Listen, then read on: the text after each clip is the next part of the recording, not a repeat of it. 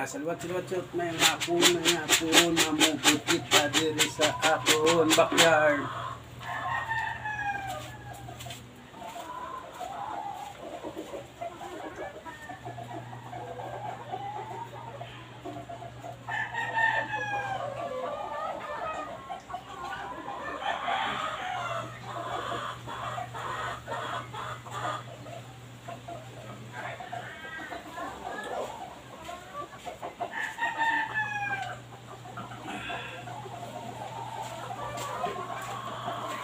So, sa tanan ko mga lods diri sa Banwasang Utol,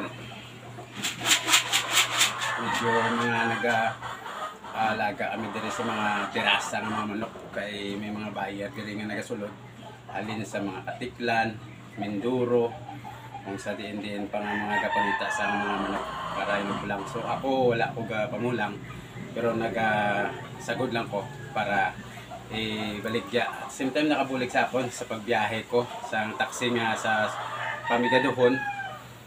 Muna nakatabang sa akon, medyo may nagsulod diri nga mga bayar, kaya muna nabaligya ko mga ginapagsagod nga manok diri sa Oton Paterno, poblasyon is Oton.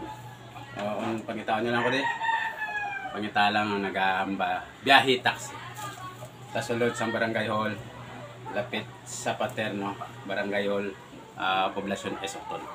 So lods, may nga pong tanan-tanan, God bless kag mayong tanan dira nag-view kag nagatanaw sa ngapon bagwanon nga creator diri sa vlogger, YouTube vlogger.